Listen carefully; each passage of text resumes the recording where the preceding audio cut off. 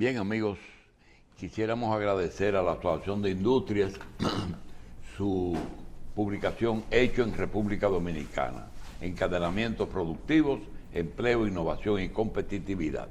Gracias a la gente de Julio Brache y el amigo editor que es Mario Pujols. Gracias por Hecho en República Dominicana, que su principal artículo es El Señor Cacao, don Héctor Rizek Yavali. También quisiéramos hacer una invitación abierta a una persona que vimos en las redes hablar de Kenia y de la misión keniana que viene a Haití a pacificar y a ordenar.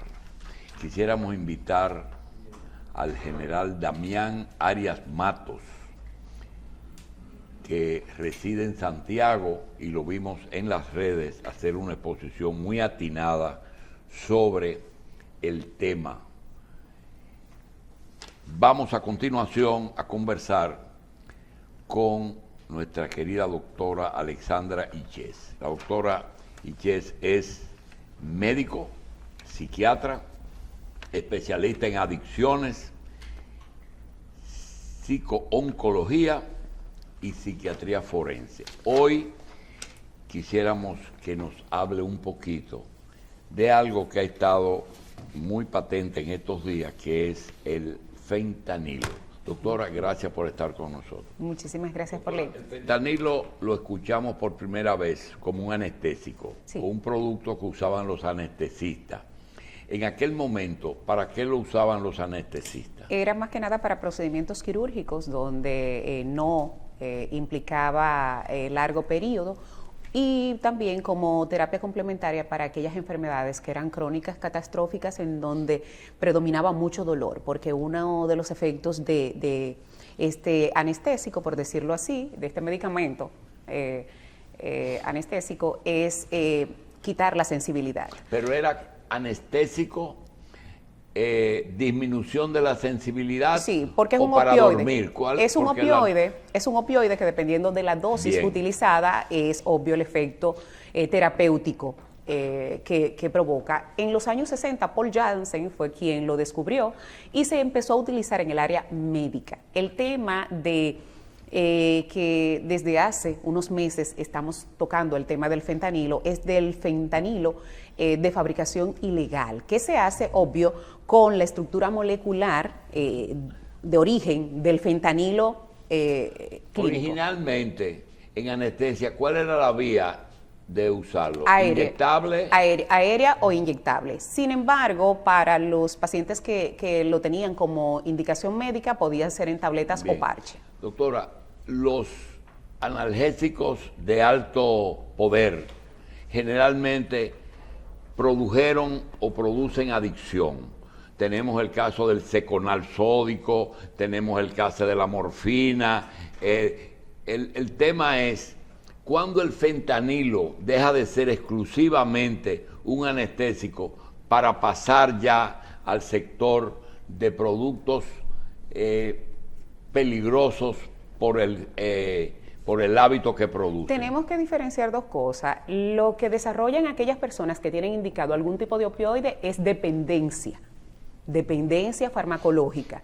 Y la adicción, que es otra cosa, porque se acompaña, en este caso, de otros trastornos neuropsiquiátricos y modificaciones a nivel de cerebro. O sea, son dos entidades netamente diferentes. Cuando utilizamos clínicamente, o sea, por prescripción médica, un medicamento, aunque sea controlado, el paciente puede desarrollar la dependencia farmacológica, porque si no lo toma, obvio, va a tener el síntoma X que uno quiere quitar. Ejemplo, los pacientes oncológicos, el tema del dolor en esa fase terminal. El fentanilo, cuando pasa de ser de prescripción, en este caso clínica, a ilícita, por su alta potencia, se empieza a ligar con otras drogas. Incluso la mayoría de personas... Un momentito, potencia. Sí.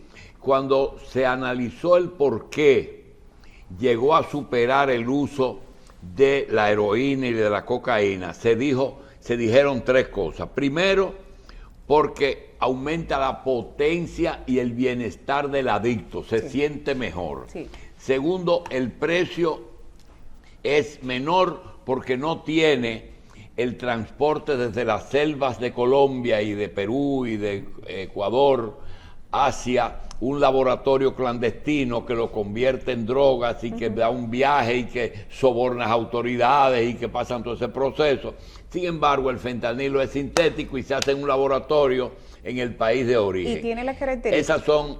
Sí, tiene la característica, es 50 veces más potente que la heroína y 100 veces más que la morfina. ¿Qué quiere decir más potente, doctora? Que con la cantidad terapéutica... Espérese, 50 veces más que la heroína. Y 100 veces más que la morfina. O sea, con un... Pero la morfina, eso que se ponen para el cáncer, que uno... Sí, por eso es el gran poder adictivo que tiene. Incluso con 1 gramo de fentanilo se saca 1 millón de microgramos y solamente con, en este caso, por encima de 50 microgramos la dosis es letal. Entonces... por eso es que eso rinde muchísimo, que lo venden barato y como quiera ganan muchísimo. Muchísimo, y en los cortes lo ligan regularmente con otra sustancia. El tema está que las personas que empiezan a consumir fentanilo a primera instancia no saben que lo están consumiendo. ¿Y por qué? ¿Por qué se lo ocultan? Porque un ejemplo, compran cualquier otro tipo de droga habitual, como la heroína, la cocaína. Compran heroína y le ponen fentanilo. En este caso, el fabricante, el distribuidor, el vendedor, le agrega este aditivo. Entonces, obvio, el paciente, el adicto se engancha inmediatamente. ¿Y el efecto duración, doctora? Depende. ¿Por qué? Porque es de vida media corta. Entonces, el paciente lo que tiene la necesidad imperiosa de hacer varios consumos en el mismo día. Aunque es más barato, se consume. Claro, como entonces, con el crack. Exacto. El tema está que al principio produce una euforia muy magnífica y luego entonces una depresión en donde se acompaña de depresión respiratoria, falta de sensibilidad, movimientos involuntarios. Incluso hace unos meses, yo le quiero decir a ustedes, yo tuve la oportunidad de ir a barrios a hacer operativos médicos.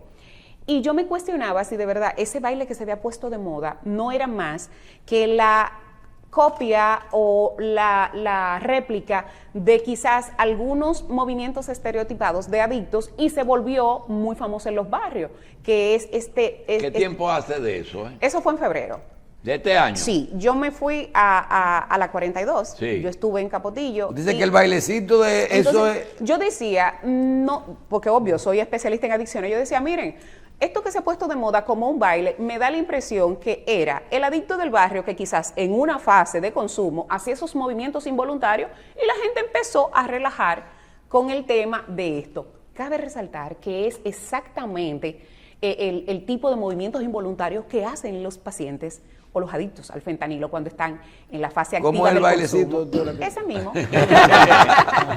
Ese mismo. Y de hecho, tú puedes ver que estos pacientes, como pierden la sensibilidad, se hacen rascados y se van haciendo laceraciones muy profundas. Tú lo ves tirado en cualquier acera. Incluso en Filadelfia tenemos... que yo dije, incluso nosotros tenemos, señores, calle zombie. Lo que pasa es que no nos detenemos. Estamos tan... Nosotros tenemos calle zombie. No, en Filadelfia. En Filadelfia. En North Philly. Pero cuando tú vas a uno de esos lugares, tú te das cuenta que la diferencia es que allá están como todos juntos y aquí lo tenemos un poco espaciado, pero estamos igualitos. ¿Por qué mata tanta gente en Estados Unidos? Bueno, en el 2021 ocurrieron 70,000 muertes, en el 22 más de 100,000 y se supone, hay una proyección que en los próximos 5 años, en los próximos 2 años esto se va a quintuplicar. Obvio, fácil acceso, no llegan a los centros médicos. Cabe resaltar que el antídoto para esto es un antagonista que es la naloxona.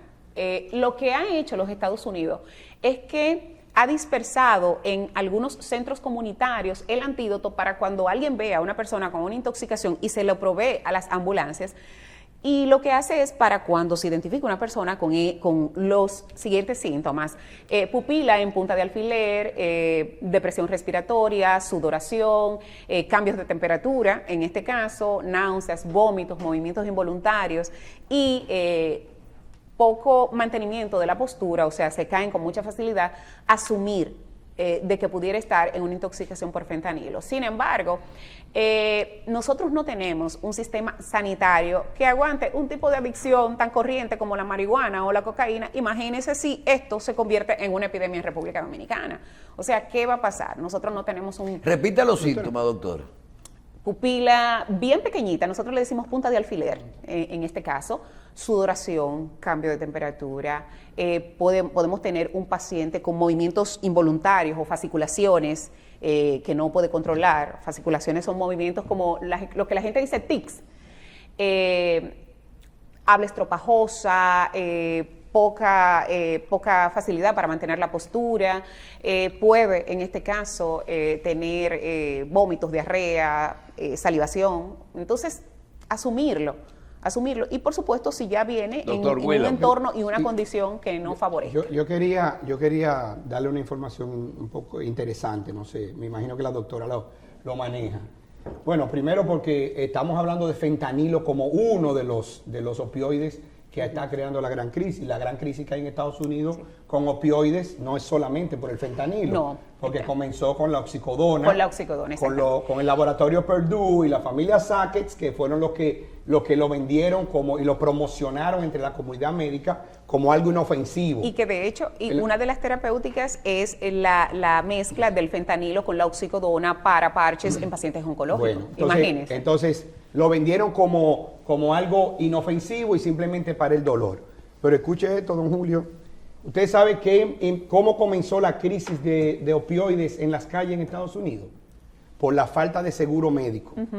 Los pacientes que no tenían coberturas odontológicas y que tenían problemas de caries, tenían problemas de dolor, como no tenían cobertura, salían a la calle a buscar algún tipo de medicamento. Entonces el negocio de la droga con las drogas legales, vamos a decirle, en este momento se invirtió. Mientras usted tiene una persona en una esquina vendiendo cocaína, marihuana, crack, ahí usted tiene una persona en una esquina comprando medicamentos que alguien saca de una farmacia para entonces poderlo meter en el otro mercado. Y ahí comenzó la gran crisis de opioides en los Estados Unidos, que es una emergencia sanitaria, porque usted dice que no tenemos un sistema sanitario nosotros aquí, los Estados Unidos tampoco lo tienen, y tienen cómo evitar, parar a todo el mundo. Y fueron muchos esos pacientes que salieron a buscar un calmante. Eso fue masivo. Eso fue masivo. Y hay algo en particular. En poblaciones blancas. Sí, hay algo en particular para agregar ahí a lo que dice el doctor. En ese momento, el sistema sanitario estadounidense, las terapias que podían ofrecerle a un paciente de rehabilitación posterior a algún procedimiento quirúrgico eran limitados. Sin embargo, la disponibilidad del fármaco es indefinido. Entonces, los pacientes, por ejemplo, a usted le hacían una cirugía de columna en donde eso amerita meses de terapia y rehabilitación y medicación, era limitado, es decir, 6 meses, pero ¿quién te dice a ti que en 6 meses un paciente se va a recuperar de esa lesión? Sin embargo, te daban los medicamentos de forma extendida. Es un tema complejo, muy álgido, que en su momento, y podemos ver reportes de semanas anteriores, estaba en la disyuntiva de que no se ha establecido, las autoridades negaban. No hay laboratorio. ¿Por qué lo negaron tanto, doctor? A usted dice autoridades negan. ¿Por qué se negó tanto? Bueno, yo entiendo. Sin necesidad. Después de los artículos publicados, inclusive la misma DEA admitió que durante el 2016 y el 2019 aquí en Dominicana había fentanilo. Y una de las preguntas más lógicas que uno se puede hacer es, tú como autoridad, ¿cómo sabes que sacaste toda la sustancia del mercado? Es imposible. Y esa es una. Segundo, el negarlo venía dado porque las muestras que se analizaban, yo decía, pero es que no me analicen muestras, analícenme gente. O sea, vamos a una calle en donde hay consumidores y vamos a hacerle la prueba al individuo que es el que consume, porque yo te puedo traer a ti un corte y que lo analice el INASIF, pero se puede estar limpio. Entonces, no es cuestión de negarnos, porque una de las cosas que tenemos que entender, y aquí estamos entre médicos, es que si en medicina hay algo que se dice diagnóstico que no se piensa, diagnóstico que no se hace. Doctora, y el tema ese de que te hablan tanto de mezcla del producto con cocaína, en la prueba, ¿qué resulta? Es decir, la prueba en el paciente. Lo primero es que, miren, aquí los test que hay son para opioide. Y solamente cabe resaltar, el INASIF, conjuntamente con laboratorios extranjeros, tienen para analizar si es estrictamente fentanilo. O sea, que los paneles, llámese los doping de manejo corriente que hay en clínicas y que hay en hospitales, no es específico para fentanilo. Entonces, ¿cómo tú me puedes negar que está? Porque tú no lo estás valorando, lo primero. Segundo, aparece opioide, pero tenemos una familia de opioides y el fentanilo es uno. O sea que el paciente que me sale positivo para opioide, yo puedo valorar que sea fentanilo simple y llanamente por clínica. Entonces, no es negarnos, es decir, bueno, estamos en un problema que es mundial. ¿Cómo tú puedes decir estamos exentos como país cuando sabemos que somos una isla, que somos un medio que sirve de transporte, de puente entre lo que es el tráfico? Entonces, tú me vas a decir a mí que algo Doctora, no se queda por aquí. Dos cosas antes de que el doctor dos cosas. Una es, siendo tan temprano, porque febrero de este año todavía, ahora mismo es que las autoridades dicen que hay un signo, como una forma de moverse, la puso a pensar en fentanilo. Sí. Es decir, ¿qué experiencia usted tenía? Y lo segundo es, ese producto, ¿para dónde vamos aquí en República Dominicana con eso? Porque acabo de ver que en el proyecto de modificación de la ley 5088 está la despenalización al paciente, es decir, que no va a condenarse al usuario, sino solamente al traficante. Lo que pasa es que la adicción está catalogada, aunque tiene una manifestación comportamental, la adicción es una enfermedad. Entonces quizás por eso está la despenalización de quien lo consume. Sin embargo, en los Estados Unidos, solamente el tú tener la intención de venta del fentanilo está vetado con 12 años y medio de cárcel. La intención. La intención. Imagínate la venta. Entonces, meses atrás, cuando usted me pregunta qué me hizo a mí pensar, obvio, mi día a día es manejar adictos, diferentes tipos de pacientes consumidores de droga. Y por supuesto, el ir a los Estados Unidos, yo siempre que viajo a algún país en donde está despenalizada o legalizada algún tipo de droga, para mí es de mucho interés ir a esos lugares donde están los consumidores, porque digo yo, déjame aprender clínica, cómo se ven. Y tuve la oportunidad de ir a Filadelfia y por supuesto, y en California también. Y yo dije, pero ven acá, es que los mismos movimientos que hacen estos son muy similares a estos bailecitos tan de moda que se están poniendo, y es lo que me motiva a buscar y hacer clínica. Doctor, una pregunta. En el organismo, la marihuana puede ser detectada hasta un año posterior en cabello, en pelo. Claro, no me estoy refiriendo en los diferentes sitios, uña, cabello, donde sea. Pero la cocaína tiene una vida corta, que creo que es 6 horas para poder ser detectada en orina. Concentraciones plasmáticas altas. Sí. Puede ser detectable entre 48 y 72 horas. ¿Qué pasa con el fentanilo? El fentanilo puede inclusive conseguirse rastros, metabolitos, hasta una semana después. El detalle está que el paciente que prueba fentanilo siempre tiene niveles, concentraciones altas, porque es que se engancha. O sea, ya no piensa en otra cosa, es ¿Y eso. por qué usted decía al inicio del programa que ya se ha reconocido un caso oficial? Está en el periódico. Está en el periódico, perfecto. Pero si no tenemos el método, ¿cómo tenemos el caso? Me da la impresión ¿Será que lo están evaluando como un opioide? No, lo más probable es que quizás haya tenido tantas características el tipo de muerte y la condición del individuo que quizás le realizaron una necropsia y mandaron a hacerle la prueba específica. No sé en qué medida es verdad, pero ayer un comunicador fue en su programa de televisión y sacó un fraquito y dijo, miren qué dice ahí, fentanilo, yo lo compré por $1,000, lo compré en coso y no hay, o sea, eso es así, o sea, el fentanilo tiene una etiqueta. Bien, claro, viene etiquetado cuando es el de uso médico. ¿Y lo venden en una farmacia? No, claro Pero que no no, de es un venta medicamento, libre. es un Bueno, medicamento intrahospitalario. intrahospitalario y que tiene una cadena de custodia, porque no, el médico per se, a menos que no esté en quirófano, no tiene acceso. Sin embargo, nosotros sabemos lo que hacemos medicina. Sí. Las tres vías. Que es siempre hay una ampolla que se rompe, siempre hay inhala- una ampolla que se desaparece. Tres vías, inhalado en una máquina de anestesia, inyectado y en pastillas. En las tabletas tres y parches. cosas. Y en tabletas y parches. Perdón.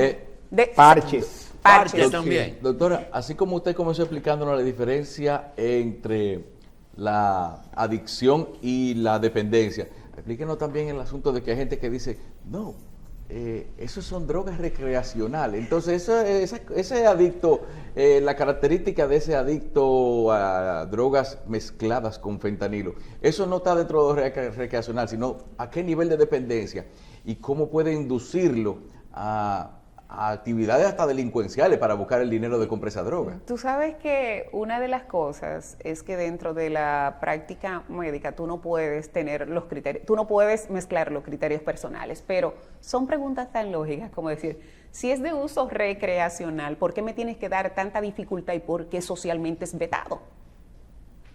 ¿Me entiendes? O Sí. sea, No, porque hay gente que lo pone como que eso no es nada. como que eso no es nada. Me han querido argumentar, a través de la historia, el alcohol ha matado mucho más gente. Sí, pero sabemos que la nicotina, el alcohol, ahora también tenemos un grupo de lo que son adicciones secas, en donde está la pornografía, la tecnología, las compras compulsivas, la ludopatía, que también tienen el mismo efecto. El tema está en las grandes modificaciones a nivel de cerebro que se dan. O sea, como usted sabe, y yo siempre le digo a la población y mucho a los jóvenes, digo yo, mira, no te exponga pensando que va a ser un solo día, porque es que tú no sabes la estructura de tu cerebro y si tu cerebro es un cerebro adictivo. Hay personas que han probado droga una sola vez y se han friqueado, como dicen en el medio, se han tostado, han quedado totalmente fuera de sí, porque donde está la estructura, o nosotros decimos el centro adictivo, tú no sabes cuál va a ser la repercusión.